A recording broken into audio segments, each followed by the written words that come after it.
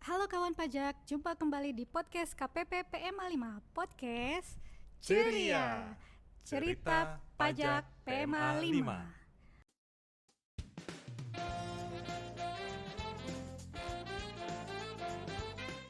Oke, perkenalkan saya Lia Kameliana dan Saya Mahfal Nasiruddin. kami akan membahas mengenai eh, Per 03 tahun 2022.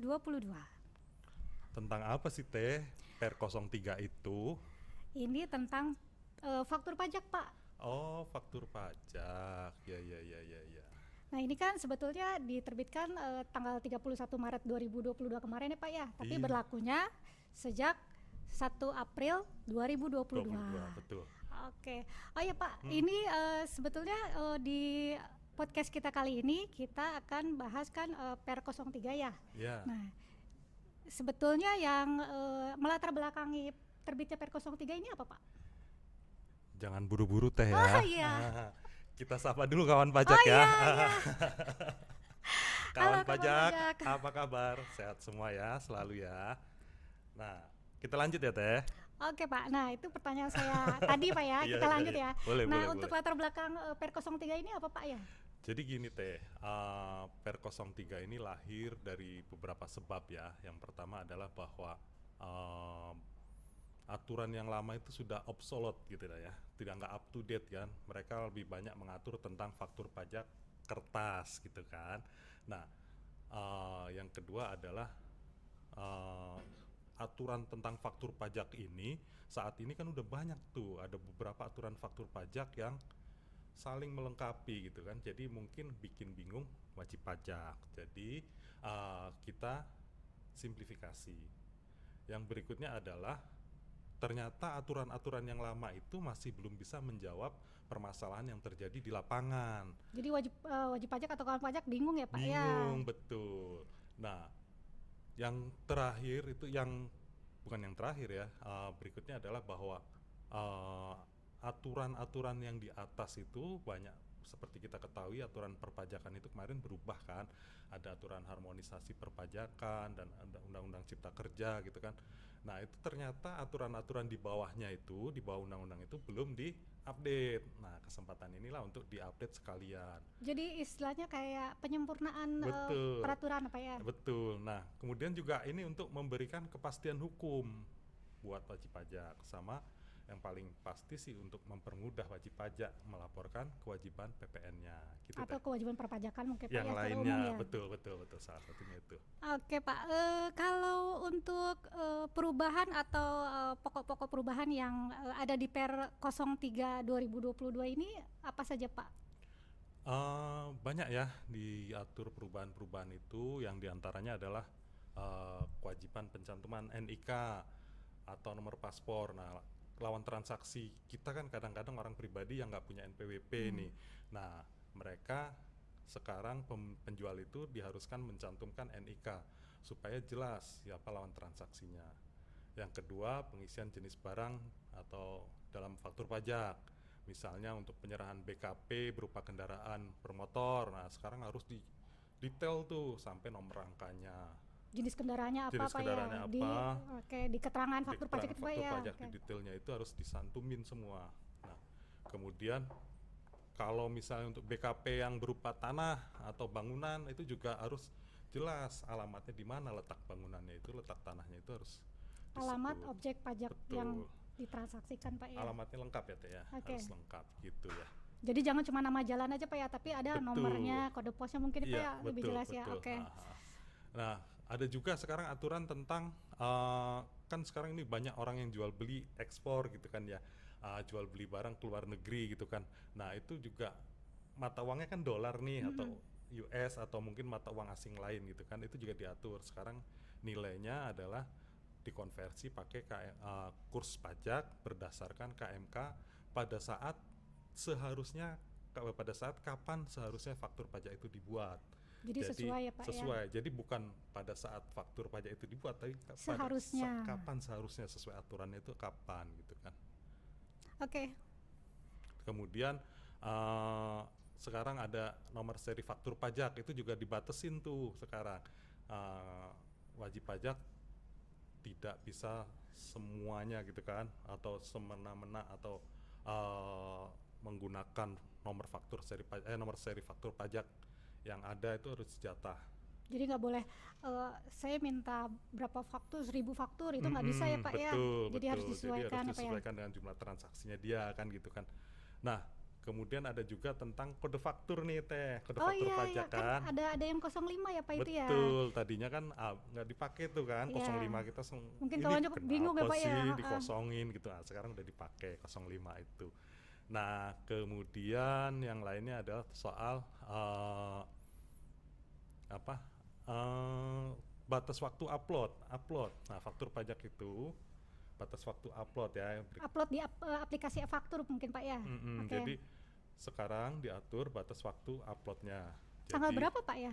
paling lambat tanggal 15 bulan berikutnya ketika saat faktur pajak itu dibuat. Jadi misalnya sekarang September nih. Oke, September. Jadi terakhir upload itu tanggal upload itu tanggal 15 Oktober. Oktober. Kalau terlambat mungkin itu ada Kalau kena sanksi terlambat, mungkin ya. Betul, Oke. akan kena sanksi. Atau faktur pajak itu tidak bisa Tidak diakui sebagai tidak diakui sebagai faktur pajak. Ah, Oke, iya. berarti jadi kawan pajak jangan lupa untuk mengupload faktur pajak itu paling lambat tanggal 15 bulan berikutnya. Betul. Oke. Nah, ada juga nih Teh, kan kita tahu ya kalau PPN sekarang banyak fasilitas tuh Oh kan. iya Nah, Pak, iya kan insentif mungkin Pak iya, ya, termasuk kayak insentif ya. yang fasilitas PPN tidak dipungut, dibebaskan gitu kan. Kalau dulu kan mesti di-stempel tuh di faktur Oke, pajak manual ya. gitu Pak ya, pakai cetok-cetok gitu. betul. Nah, sekarang kan faktur pajak itu di Per 03 itu diatur juga bahwa faktur pajak itu nggak perlu dicetak. Oke. Jadi Sekarang cukup paperless yang tadi Pak ya, mungkin iya, yang dimudahkan tadi. nah nggak perlu dicetak. Nah, terus yang mau di-stempel itu di mana? Nah, di situ di aplikasi ada apa namanya? Cap mungkin Cap apa ya, ya. capnya dicetakkan Di aplikasi ya, ya, faktur. nanti ada capnya bisa dibuat di aplikasi itu. Mungkin bisa disinkronkan Pak ya di aplikasi Betul. fakturnya. Nah, itu salah satu beberapa poin perubahan ya yang ada di Per 03 ini gitu Teh. Oke kawan pajak, tadi kan kita sudah bahas mengenai pokok-pokok perubahan ya. Ya, Nah sekarang perubahannya, Teh. ya oke, Pak Noval kalau untuk pokok-pokok pengaturan sendiri di Per 03 ini apa saja ya Pak ya? Ada sekitar 12 poin baru nih Banyak ya Teh. juga ya Banyak ternyata juga ya. Teh. Yang pertama itu adalah tentang kewajiban dan saat pembuatan faktur pajak itu kapan gitu kan, itu diatur di Per 03. Nah, yang kedua adalah tentang tata cara mengisi keterangan dalam faktur pajak sama ketentuan pengisian keterangan dalam faktur pajaknya. Yang ketiga adalah bentuk dan tata cara pembuatan faktur pajak. Nah, di situ nanti diatur harus menggunakan aplikasi e-faktur. Kita ulang ya dari pertama tadi, pokok kewajiban dan saat pembuatan faktur pajak ini nggak ada yang baru di sini sebenarnya, cuman memang dipertegas lagi aturannya di situ. Yang kedua adalah kemudian keterangan dalam faktur pajak sama ketentuan pengisian keterangannya itu seperti apa. Oh yang mungkin tadi juga sekilas tadi dibahas ya Pak ya. Perubahan itu Oke. kan agak lebih detail lah diatur di situ. Yang ketiga adalah bentuk dan tata cara pembuatan faktur pajak. Nah sekarang itu semua pembuatan faktur pajak itu menggunakan aplikasi e-faktur.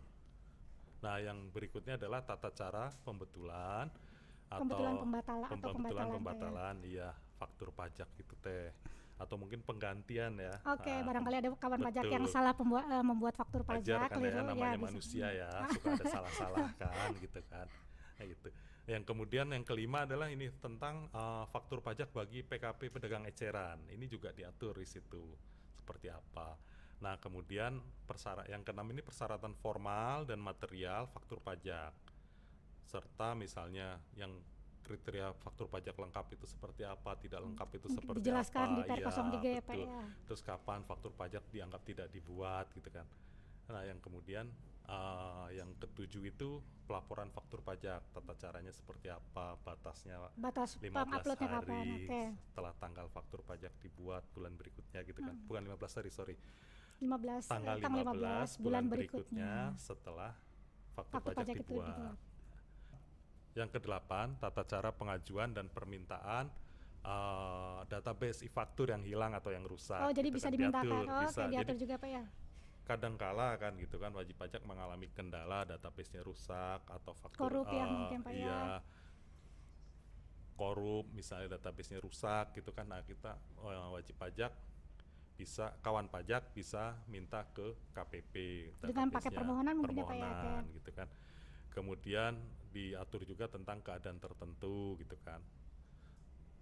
Itu beberapa juga ada ketentuan lain-lain, ketentuan peralihan dan ketentuan penutup. Jadi emang banyak sih Teh gitu kan. Jadi kita kayaknya nggak bisa juga ya sekarang dibahas semua itu di podcast Iya, kita kali jadi ini mungkin ya Pak ya. kita coba menyampaikan beberapa pokok-pokok pengaturan saja gitu kan. Nanti detailnya kawan pajak bisa bisa membuka ke situs pajak.go.id, atau mungkin kalau misalnya kawan pajak bisa mempelajari dulu nih Per 03. Nah, kalau ada hal-hal yang mau ditanyakan, Kemana kita mau gimana boleh nih? datang ke KPP, kantor Atau pajak KPP PP PMA 5, atau atau ke WA konsultasi kita.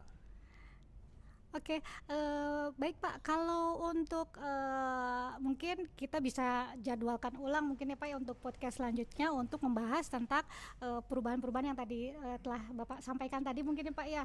Kita bikin podcast selanjutnya nih enaknya nih Pak. Betul. Kayaknya kalau kita bahas Sekarang, sekaligus sekarang, kawan pajak juga mungkin akan boring ya. boring apalagi terus nggak masuk mungkin nih Pak ya atau Iya, jadi kayak saya ngalamin gitu soalnya Pak.